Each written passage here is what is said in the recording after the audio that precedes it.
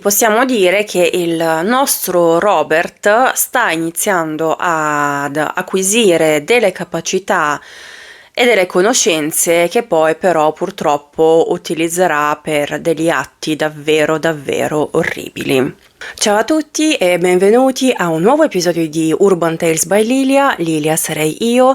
In questo spazio parliamo di tutte quelle storie che hanno dell'incredibile, dal true crime ai culti fino a fatti insoliti.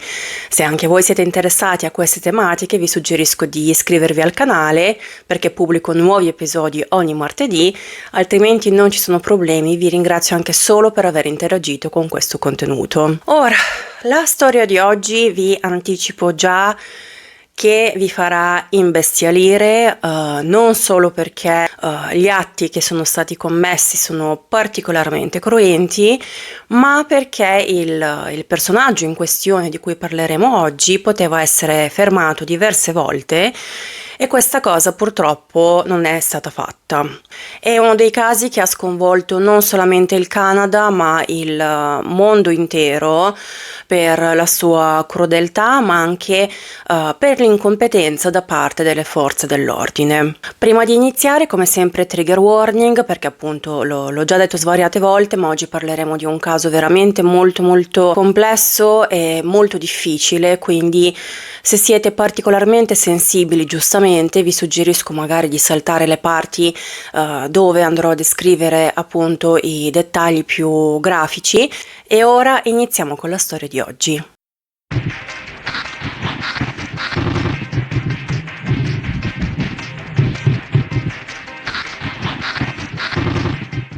La storia di oggi inizia in Canada, più specificatamente a Port Coquitlam, che è una piccola comunità rurale non troppo lontana da Vancouver. Qui il 24 ottobre del 1949 nasce Robert Picton. I suoi genitori sono Leonard e Louise e la famiglia gestiva un allevamento per maiali. In realtà questo business veniva tramandato da diverse generazioni e in effetti la famiglia era molto ben conosciuta nella zona e anche abbastanza rispettata, sia dagli altri abitanti ma anche da quelle che erano le autorità poliziesche piuttosto che alcuni esponenti della vita politica. Robert aveva un fratello maggiore, David, e una sorella più piccola, Linda. Quando Linda cresce un pochino, i genitori decidono di mandarla a vivere con alcuni parenti perché secondo il padre soprattutto la fattoria non era un posto adatto per una ragazzina piccola. Quindi in fattoria rimangono Leonard e Louise, che sono appunto i genitori, e David e Robert. Ora, la vita in fattoria purtroppo non era delle migliori perché da una parte avevamo Leonard che abusava i bambini, quindi li picchiava spesso e volentieri, e dall'altra parte invece abbiamo Louise che era una donna molto dura, molto rude e molto autoritaria e in realtà metteva al primo posto il benessere degli animali, dei maiali, piuttosto che quella dei suoi bambini. Infatti Louise, ma in generale anche la famiglia, erano molto trasandati, erano molto sporchi. A casa regnava il caos, agli animali addirittura era consentito di stare in casa, di fare i propri bisogni lì. I bambini non si lavavano spesso, soprattutto Robert. Robert aveva proprio questa sorta di paura dall'acqua e dalla doccia, quindi i bambini erano spesso e volentieri molto sporchi, insomma l'igiene mancava. Inoltre Louise dava a loro dei compiti molto duri all'interno della fattoria, li obbligava a passare il maggior parte del loro tempo prendendosi cura dei maiali, quindi dargli da mangiare, insomma stargli dietro. Per questa ragione, come potete immaginare, la vita dei due bambini quando magari andavano a scuola non era delle più facili. Infatti, per via delle loro condizioni proprio igieniche, venivano chiamati stinky piggies, ossia maialini puzzolenti. Nonostante ciò, iniziano ad emergere i due caratteri molto diversi dei fratelli. Da una parte abbiamo David che, nonostante appunto la vita dura sia in fattoria che a scuola, riesce a costruirsi una cerchia di amicizie e riesce comunque ad avere una sorta di vita sociale. Dall'altra parte invece abbiamo Robert che in primis faceva molta fatica a scuola, infatti molti insegnanti sospettavano che avesse qualche difficoltà di tipo cognitivo, di tipo intellettuale, e in seconda battuta preferiva passare il suo tempo lavorando in fattoria e a stretto contatto con sua madre. Ora, per capire ancora meglio le dinamiche all'interno della famiglia, vorrei parlarvi di 2 episodi in particolare. Il primo è quando Robert riesce a raccogliere qualche soldino, qualche dollaro, e quindi va a una fiera dove si vende praticamente del bestiame e compra un piccolo vitellino. Lo porta a casa e inizia a trattare questo vitellino come un vero e proprio animale domestico. Un giorno però, tornando da scuola, non trova più l'animale, non trova più il vitellino, quindi chiede a sua madre dove sia. Louise quindi gli dice di andare nel fienile dove Robert trova praticamente il vitellino sgozzato, ricoperto di sangue, che era pronto per essere macellato, e si dice che effettivamente questo episodio abbia segnato in particolar modo Robert. Ora attenzione, l'ha segnato, però questo, ricordiamoci, non è una scusa per poi andare a fare quello che Robert ha fatto, perché sono sicura che ci sono tantissime persone che hanno vissuto in fattoria e purtroppo hanno visto appunto degli animali essere sgozzati e macellati e poi non è che sono diventati serial killer. Giusto per sottolineare che sto raccontando questo fatto perché diversi psicologi forensi hanno ipotizzato che effettivamente questa cosa lo abbia segnato in qualche modo, però non lo sto dicendo come se fosse una giustificazione per poi quello che andrà a fare Robert. Il secondo episodio invece è sicuramente più grave perché David, dopo aver preso la patente, un giorno prende il furgone della famiglia. Data la sua inesperienza dietro il volante, purtroppo investe un ragazzo che camminava proprio sul ciglio della strada. Impanicato, torna a casa e chiede a sua madre che cosa fare, insomma. Louise quindi le dice praticamente di andare a pulire il furgone dal sangue del ragazzo e che al resto ci avrebbe pensato lei. Quindi cosa fa a fare la nostra Louise? Louise va a trovare il ragazzo che si trovava ancora sul ciglio della strada e lo porta vicino a un piccolo laghetto, un piccolo corpo d'acqua praticamente, e lascia il cadavere lì. Questo comporta che il ragazzo affoghi e di conseguenza perda la vita. Ora, per quanto riguarda la polizia aveva sospettato la famiglia Picton, non so per quale motivo, ma comunque aveva dei sospetti nei confronti della famiglia Picton, ma nonostante ciò decide di chiudere il caso come un incidente.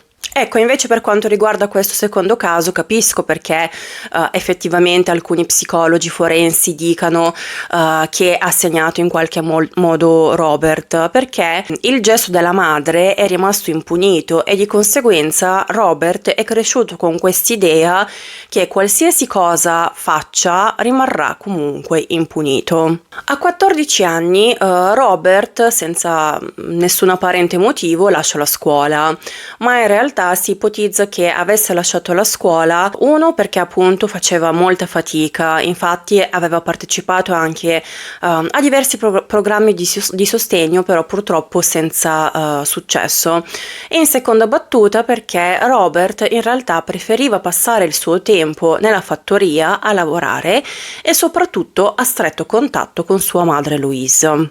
Robert quindi decide di fare un apprendistato per diventare macellaio.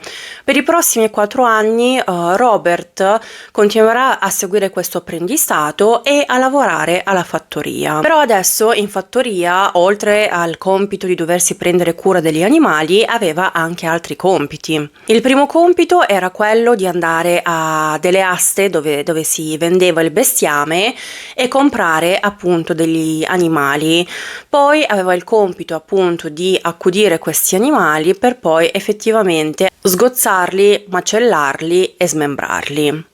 Un altro compito di Robert era quello di occuparsi di quello che rimaneva di questi animali, quindi di andare a smaltire quelle parti che comunque non erano adatte alla vendita o al consumo umano. Questo lo portava spesso e volentieri nel centro di Vancouver, presso una fattoria che si occupava di rendering di resti animali. Che cos'è il rendering di resti animali? Mi sono chiesta io. È praticamente tutta quella procedura che va a smaltire o a rielaborare quelle parti degli animali per poi effettivamente andare ad estrarre il grasso da queste parti, che poi viene utilizzato per altri prodotti. Questi prodotti possono essere ad esempio dei saponi piuttosto che delle creme per la pelle. Quindi possiamo dire che il nostro Robert sta iniziando ad acquisire delle capacità e delle conoscenze che poi però purtroppo utilizzerà per degli atti davvero davvero orribili.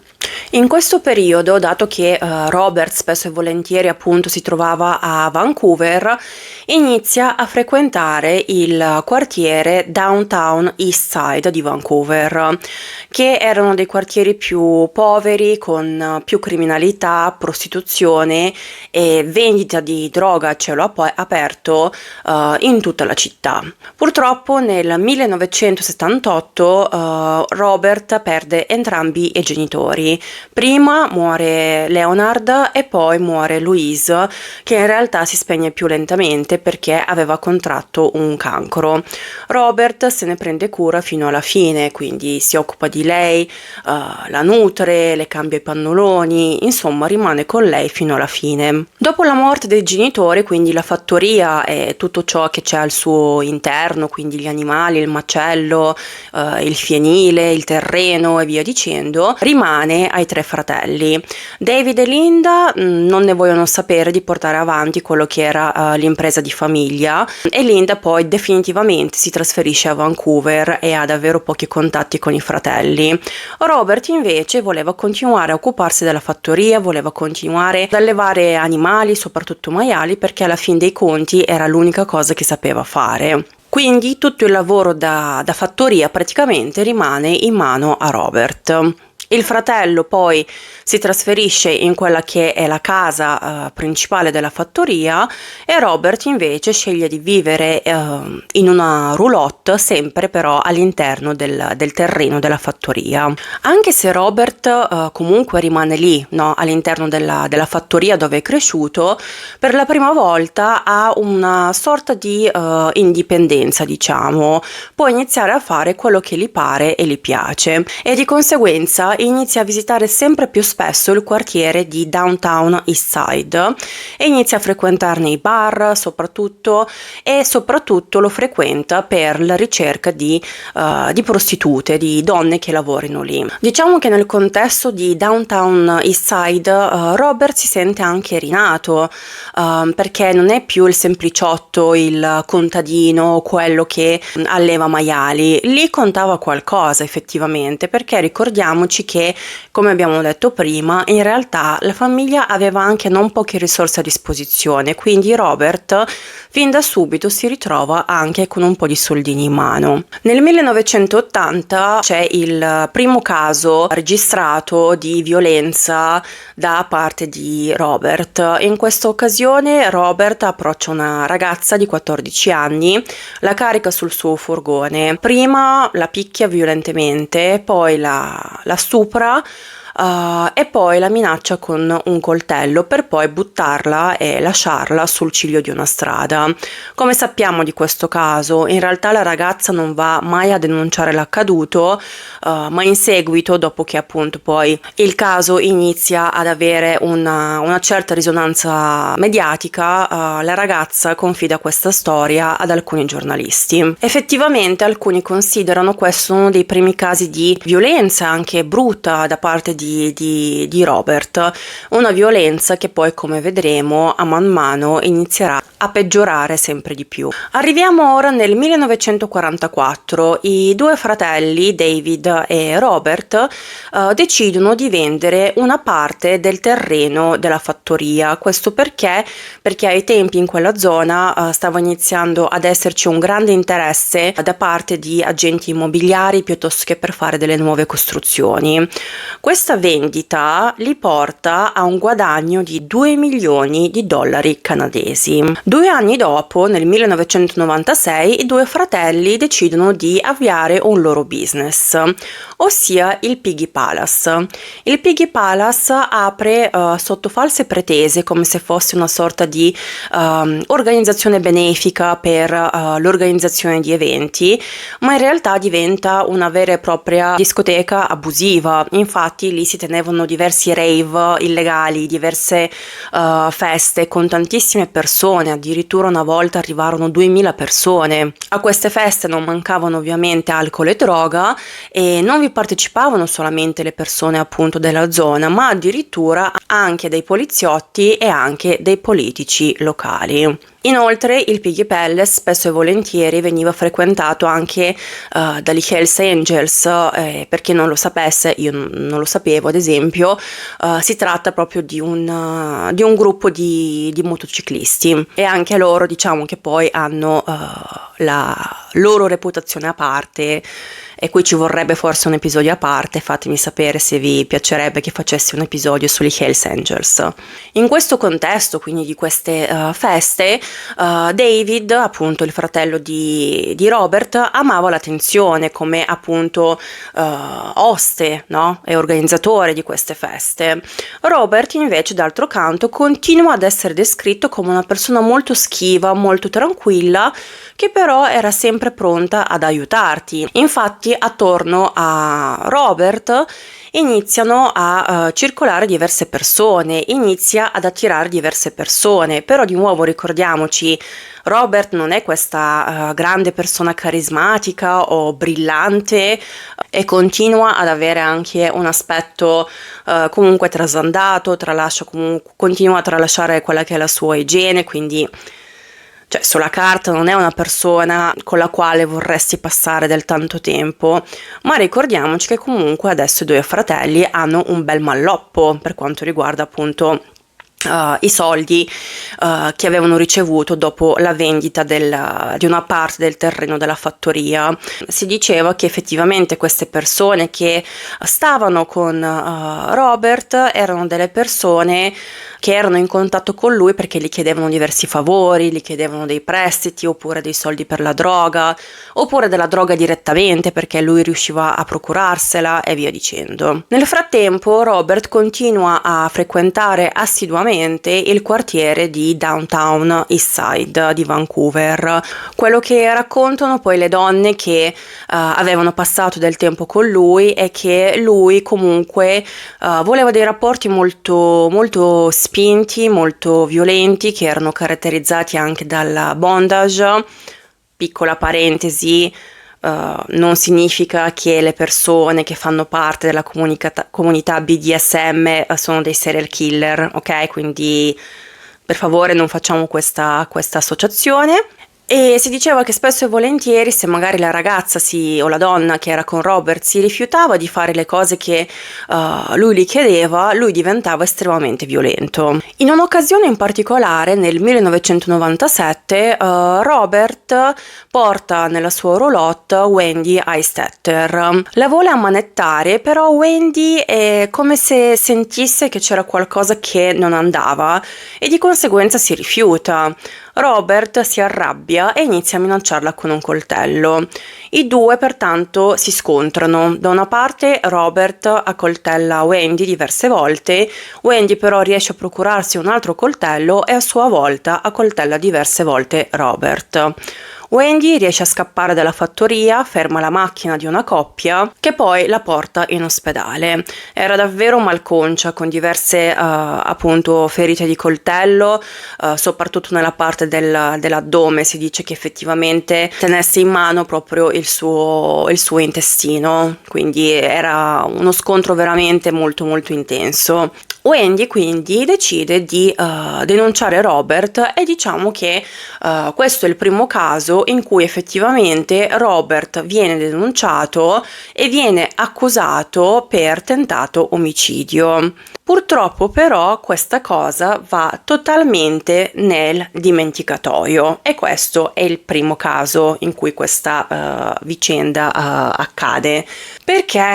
Perché un anno dopo Wendy purtroppo non si presenta al processo. Ricordiamoci che comunque i fratelli Picton erano anche conosciuti a Downtown East Side, in generale in quella zona.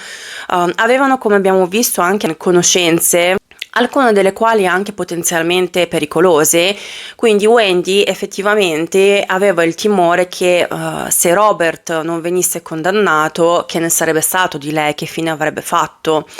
D'altro canto poi comunque si dice che da parte della difesa Wendy veniva vista come questa testimone poco affidabile perché era tossicodipendente. Di conseguenza il caso viene chiuso, cade nel dimenticatoio e non se ne fa praticamente niente. Nel frattempo, in questo periodo, a Downtown East Side, quindi sempre in questo quartiere, iniziano a scomparire tantissime donne. E questo numero di donne scomparse continuava a salire sempre di più. Quando nel 1998 finalmente la polizia canadese e la polizia reale canadese, ossia le giubbe rosse, decidono effettivamente di istituire una task force per iniziare a indagare su queste sparizioni. Però attenzione, piccola nota, non è che l'hanno fatto appunto perché fossero così nobili, lo hanno fatto perché hanno iniziato ad avere davvero tantissime pressioni da parte delle famiglie di queste donne scomparse. Attenzione, queste scomparse risalgono addirittura all'inizio degli anni 90. In realtà all'interno della task force ci sono anche alcuni detective molto lungimiranti. Uno di questi è il detective Kim Rosmo, che era un esperto di geographic profiling, quindi è il primo che dice che effettivamente c'è una possibilità molto grande che ci fosse un serial killer, considerato che queste donne che scomparivano tutti dallo stesso posto. Non parliamo solamente di una città, quindi Vancouver, parliamo comunque di un quartiere molto molto concentrato. Purtroppo le sue osservazioni vengono totalmente ignorate e in realtà poi Rosmo finisce per non avere nemmeno il suo contratto rinnovato e di conseguenza lascia proprio la task force. Questo contratto in poche parole non viene rinnovato perché Rosmo veniva considerato una sorta di voce fuori dal coro e di conseguenza tutti i suoi colleghi iniziarono proprio a isolarlo. Un'altra detective, Lori Schener, sempre nel 98 viene incaricata a occuparsi di queste sparizioni, quindi andare a investigare. Purtroppo anche Lori fa fatica a arrivare a qualsiasi risultato perché non le danno le risorse necessarie per portare avanti come si deve, in maniera strutturata e organizzata, le investigazioni.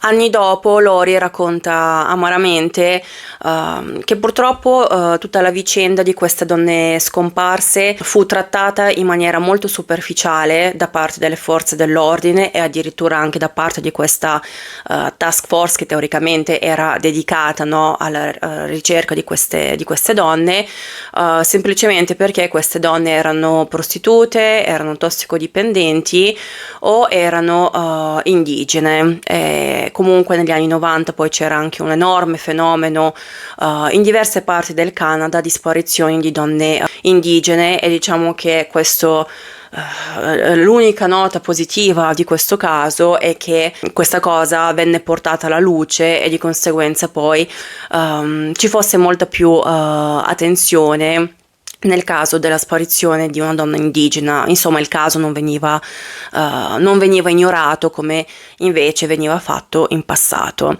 Però, ritornando alla nostra storia, in poche parole, le famiglie continuano a denunciare queste sparizioni, però le forze dell'ordine non fanno assolutamente nulla di concreto in merito. Nonostante l'indifferenza da parte delle autorità, gli abitanti di Downtown East Side sapevano bene che fossero nel mirino di qualcuno. Nonostante ciò, le donne che lavoravano lì continuano a frequentare Robert, e Robert addirittura riesce a stringere delle amicizie, no, in questo contesto.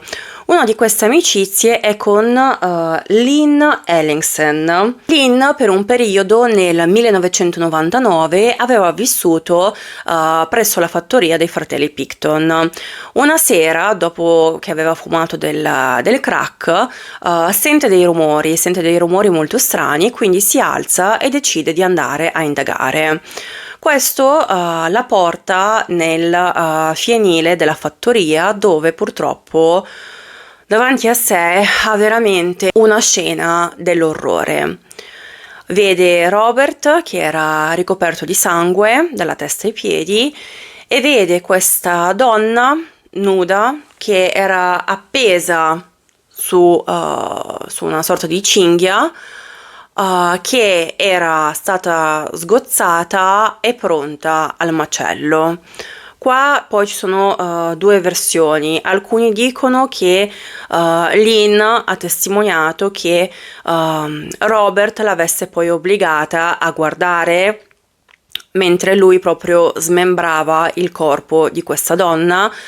Altri dicono che lei avesse detto che in realtà si è messa a scappare e che Robert comunque poi non l'ha inseguita. In entrambi i casi comunque ne è uscita illesa. E poi ha testimoniato dicendo che Robert nei mesi successivi le avesse dato un sacco di soldi che poi lei aveva speso praticamente per sordirsi in tutti i modi, e ci credo, dopo aver visto una scena del genere, e che quindi appunto spendeva questi soldi principalmente per del crack, della cocaina, eroina, piuttosto che dell'alcol. Sempre nel 1999 alla polizia arriva una soffiata anonima di una persona che praticamente dice che presso la fattoria dei Picton ci sono freezer pieni di carne umana. Anche in questo caso la polizia zero, non va a fare nessun controllo, non si fa due domande, zero assoluto. Alcuni appunto criminologi e sociologi dicono, però anche qua, nel senso, a me sembra onestamente una grande cavolata, che essendo che appunto si trattasse di una comunità molto rurale, fatta principalmente da questi contadini, quindi il loro sottotesto era da queste persone ignoranti, no? Quello che dicevano è che secondo loro queste persone avevano davvero molto poco da fare nella vita, e di conseguenza si inventavano queste storie. Però ovunque uno si trovi, se la polizia riceve una chiamata in cui si dice che in una fattoria ci sono dei freezer pieni di resti umani, un controllo non si dovrebbe fare? Non lo so, non è d'obbligo, non è di cortesia? Non lo so. In un'altra occasione addirittura la zia di una delle vittime, questa donna si chiamava Marnie Frey, segnala di nuovo alla polizia di andare a dare un'occhiata a questa fattoria, perché la fattoria poi era veramente questo posto veramente spaventoso, sembrava uscito letteralmente da un film degli orrori. Molti effettivamente la mettono allo stesso livello della fattoria del Texas Chainsaw Massacre, però comunque anche in questo caso le sue richieste vengono totalmente ignorate. Nel frattempo, siamo nel 2001, le donne a Downtown Eastside continuano a scomparire. Arriviamo a 62 donne scomparse. Questo porta comunque le ragazze, le donne che lavoravano lì, che lavoravano appunto per strada, di essere molto più attenti, molto più attente rispetto alle persone che andavano a frequentare, e quindi appunto Robert iniziava a fare più fatica ad adescare le sue vittime. Però Robert, per quanto scemo mi viene da dire, era anche abbastanza furbo. Quello che ha pensato è di chiedere una mano ad una sua amica. Questa persona, questa sua amica, si chiama Dina Taylor, e appunto era un'amica di Robert, e quindi il compito di Dina era quello di adescare delle vittime per Robert.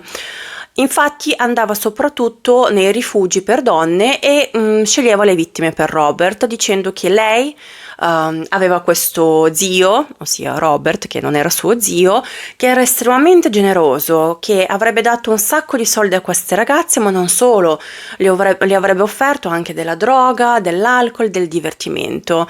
E queste povere donne, purtroppo, che conoscevano solamente questo tipo di realtà, appunto le credevano e di conseguenza poi andavano incontro a un destino veramente, veramente crudele. Dina infatti è quella che adesca due delle ultime vittime di Robert, ossia Serena Abotsway e Andrea Josbury. Ora fermiamoci un attimo per parlare di quello che era il modus operandi di Robert. Quindi Robert andava ad adescare soprattutto quelle donne che erano sex worker, prostitute o tossicodipendenti tra i 20 e i 30 anni. In cambio, appunto, li prometteva soldi, droga e divertimento. Una volta che le aveva attirate presso la sua fattoria e più specificatamente all'interno della sua roulotte, dopo aver avuto un rapporto intimo, le strangolava. Dopo averle strangolate, Robert portava i corpi nel fienile, lì appunto smembrava il corpo e lo faceva in maniera molto meticolosa, perché vi ricordate che comunque sin da piccolo era una cosa che faceva e aveva fatto addirittura anche un apprendistato, no? Per essere in grado di macellare gli animali. Quindi mette in pratica queste sue conoscenze. Non solo, Robert aveva anche un'idea di come sbarazzarsi dei corpi. Vi ricordate quella fattoria di cui abbiamo parlato, la fattoria di rendering per i resti animali, dove Robert appunto portava i resti degli animali che non poteva vendere o non erano adatti al consumo umano? Ecco, portava anche alcune parti delle sue vittime lì, facendo però bene attenzione a non portare né piedi né mani, perché si trattava di parti del corpo che erano facilmente identificabili come appunto parti di un corpo umano. Non solo, Robert è un uomo pieno di fantasia, che scemo e che deficiente, non posso dire altre parole qua, mi sa, su YouTube. Un'altra cosa che faceva Robert era quella di dare queste parti ai maiali della fattoria, quindi i maiali mangiavano il resto dei cadaveri. Non solo, addirittura si suppone che Robert avesse mischiato della carne di resti umani con della carne di maiale e avesse poi regalato questa carne alle persone che frequentavano il Piggy Palace.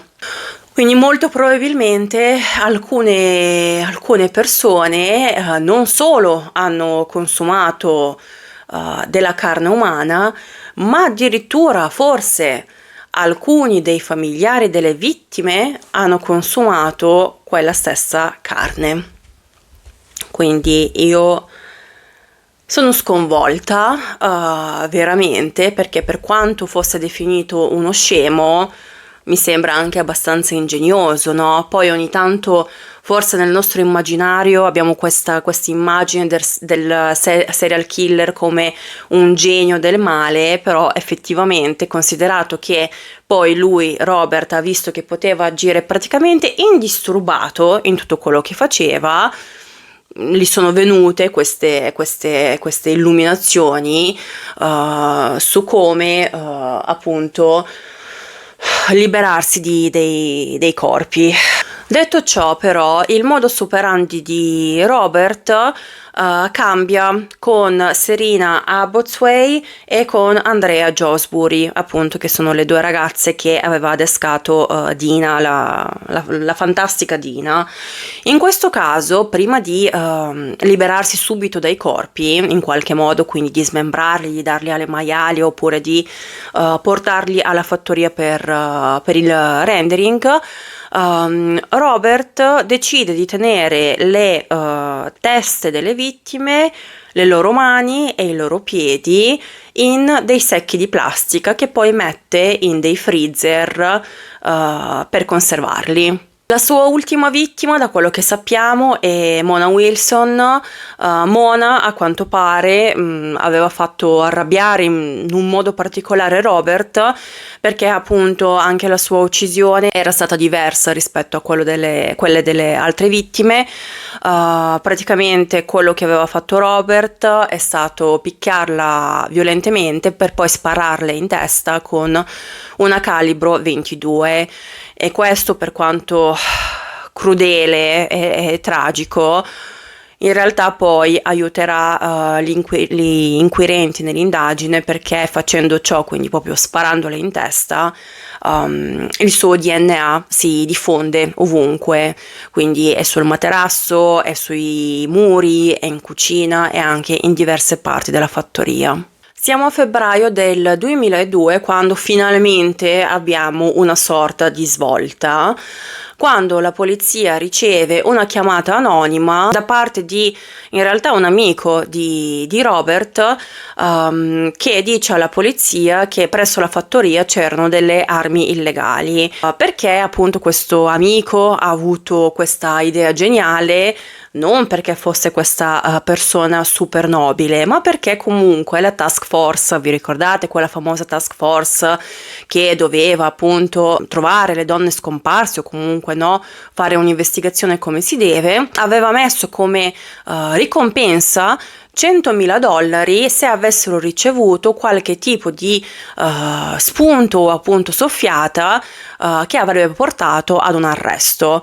E questo amico di Robert appunto voleva fare quei 2 soldi e di conseguenza fa questa soffiata. I poliziotti arrivano in fattoria, ma di armi illegali non ne trovano, ma trovano un oggetto cruciale per l'indagine, ossia un inalatore per l'asma. Su questo inalatore, inoltre, c'era scritto il nome di una delle vittime di Robert, Serena Abotsway.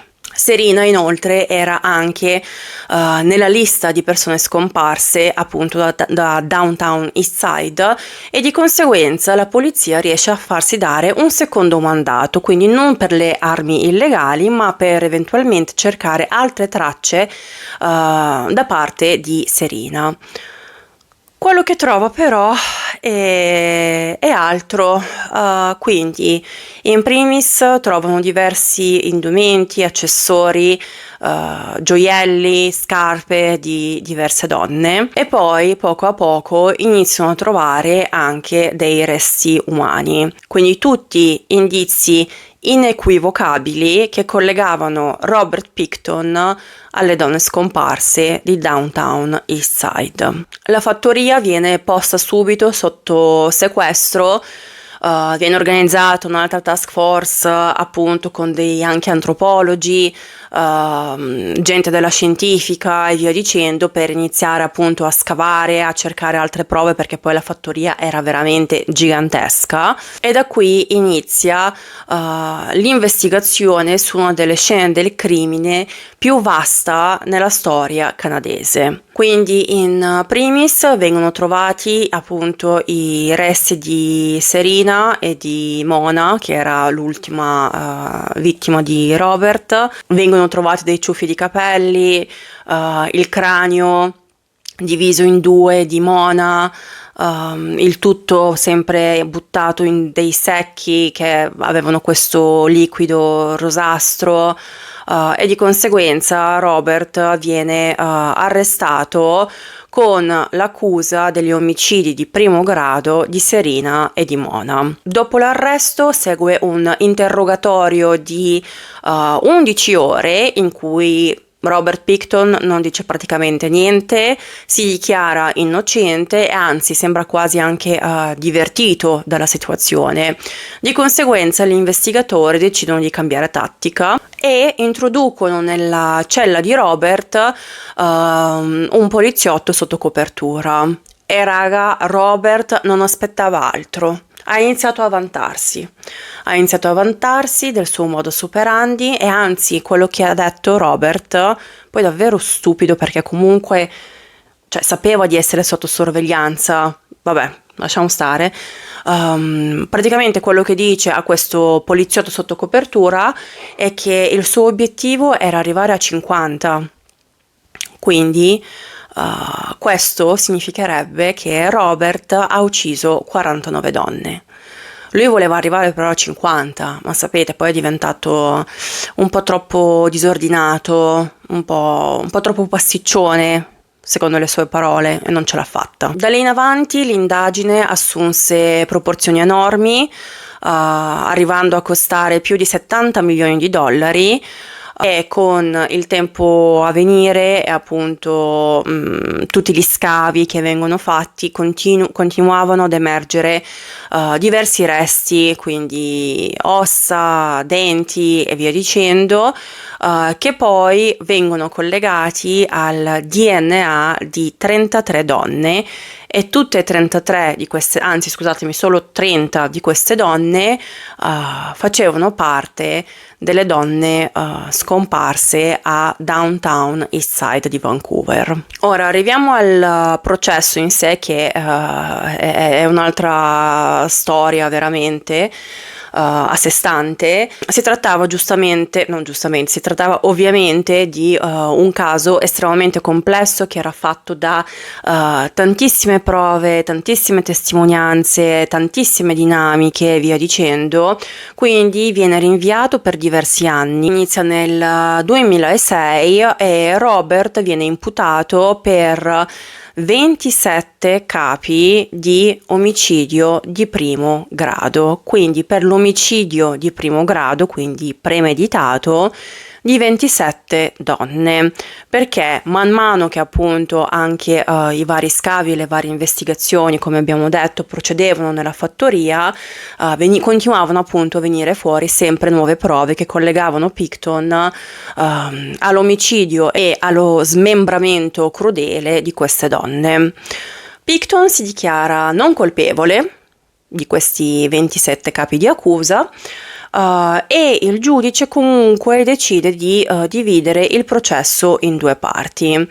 Decide di iniziare con il primo processo, che si focalizzava su 6 vittime per le quali c'erano praticamente più prove che le collegavano appunto a Picton. Queste 6 vittime sono Abbotswell, Wilson, Josbury, Wolf, Frey e Papin. Inoltre il giudice diceva appunto di voler fare questa divisione in due processi, perché altrimenti anche per la giuria sarebbe stato molto estenuante e molto complesso, perché se dovevano prendere in esame appunto 27 vittime e tutte le prove che c'erano attorno a queste vittime, il processo poteva allungarsi fino a 2 anni. Comunque il primo processo inizia nel 2007 e tutto il procedimento è estremamente lungo e molto estenuante. Inoltre il giudice vieta che ci sia qualsiasi tipo di divulgazione mediatica in Canada. Questo perché, secondo le sue parole, perché non voleva in nessun modo influenzare quello che sarebbe stato il verdetto per Picton. Qual è la realtà dei fatti? Lui ha messo questa sorta di bavaglio mediatico perché giustamente gli errori da parte della polizia in questo caso sono stati veramente veramente tanti, e quello che si temeva è che poi anche l'opinione pubblica in qualche modo avrebbe richiesto una sorta di giustizia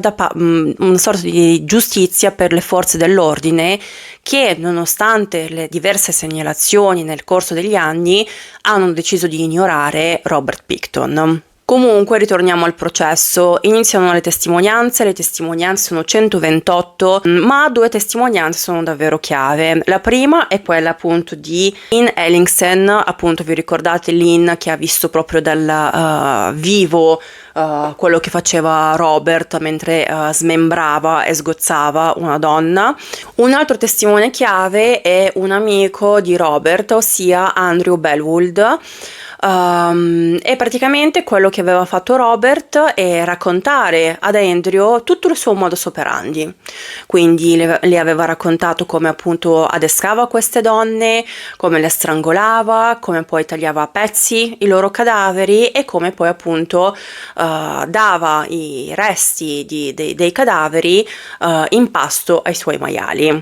Nonostante ciò, anche sulle testimonianze sia di Lynn ma sia anche di Andy, la difesa ebbe molto da ridire perché entrambi erano ex tossicodipendenti e Andy soprattutto aveva avuto in precedenza problemi con la legge, quindi diciamo che appunto la difesa ha cercato di identificarli, di metterli davanti alla giuria come appunto dei testimoni che non erano in qualche modo affidabili per questa ragione. Comunque la giuria delibera per più di 10 giorni e praticamente trova Robert non colpevole per i 6 omicidi di primo grado, ma lo trova colpevole per i 6 omicidi di secondo grado. Quindi quello che dicevano loro è che sì, lui ha volontariamente ucciso queste 6 donne,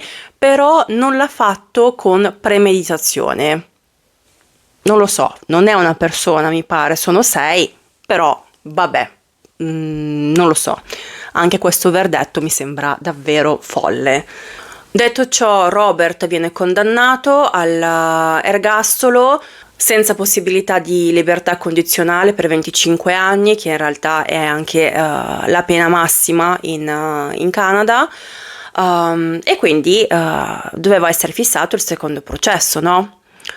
Però la procura decide di non proseguire con questo secondo processo perché appunto Robert aveva avuto già la massima pena e di conseguenza non aveva senso appunto far soffrire anche le famiglie facendo questo processo, oppure appunto mettere ulteriori pressioni sulla giuria per il verdetto. Di nuovo qua si dà una scusa che all'apparenza era nobile, però in realtà queste 21 altre vittime rimangono senza giustizia. Infatti anche le famiglie erano scandalizzate da questa ragione, perché è come se appunto le loro figlie, madri, sorelle e via dicendo non hanno praticamente mai ricevuto giustizia per la loro morte così crudele. Per 17 anni Robert era stato chiuso in una prigione federale canadese e poi venne trasferito in una prigione di massima sicurezza. In cella Robert era